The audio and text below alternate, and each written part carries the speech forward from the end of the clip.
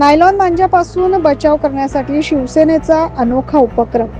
मकर संक्रांतीचा सण अगदी 2 दिवसांवर येऊन ठेपलाय। या काळात मोठ्या प्रमाणात पतंग उत्सव साजरा केला जातो। यामध्ये मानवी जीव आणि पक्ष्यांसाठी घातक असलेल्या नायलॉन मांजाचा सर्रासपणे वापर करताना आपल्याला आढळून येतोय। आजपर्यंत नाशिक शहरासह परिसरात नायलॉन मांजामुळे अनेक जण गंभीर जखमी झाले। याच पार्श्वभूमीवर नायलॉन मांजापासून जीव वाचवण्यासाठी शिवसेना शिंदे गटाचे दीपक डोके यांच्या वतीने दुचाकीस्वारांना विशिष्ट शील्डचं वाटप करण्यात आलं।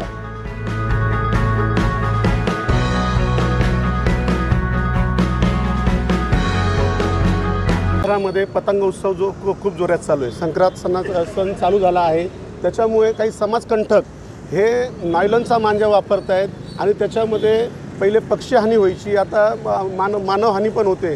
काल परवाच तुम्ही पाहिलं असेल का शिडको ह्या ठिकाणी विजेच्या तारावर तो नायलॉनचा मांजा होता आणि त्या मुलाच्या हातामध्ये तो नायलॉनचा मांजा असताना त्याला शॉक लागला आणि त्याच्यामध्ये तो मरण पावला।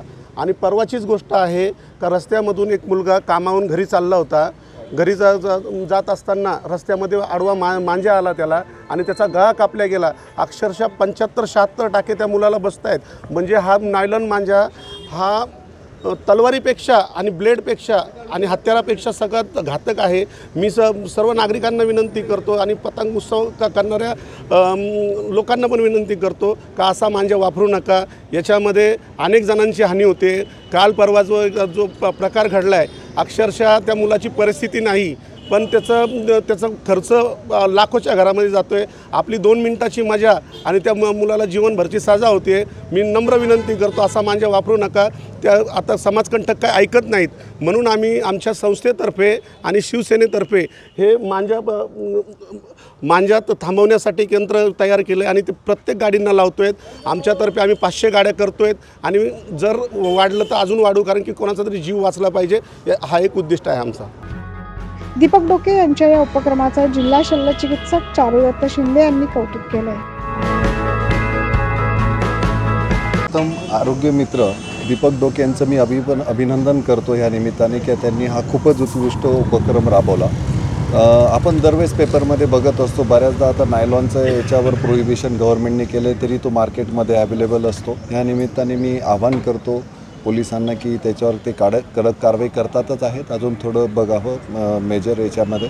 कारण याच्यामध्ये आपण बघतो की डायरेक्ट बाईकवर असताना बरेच लोकांचे गळे कापले जातात। गळे कापले गेल्यामुळे जसं आपल्याला माहिती आहे की मुख्य रक्तवाहिनी आणि आपलं ट्रकिया जो श्वास घ्यायची नळी असते त्याला इजा झाल्यामुळे बऱ्याच वेळेस मेजर इंजुरी असल्यामुळे आपल्याला पेशंटला वाचवण्यामध्ये अपयश येतं। ह्या उपक्रमामुळे हे जे त्यांनी शील्ड तयार केलेलं आहे ते एकदम बेसिक कमी कॉस्टमध्ये आणि लोकांना इफेक्टिव्ह हे करून ते सगळ्यांना फ्रीमध्ये अवेलेबल करून देत आहेत। त्याच्यामुळे बरेच जीव वाचतील अशी अपेक्षा आहे।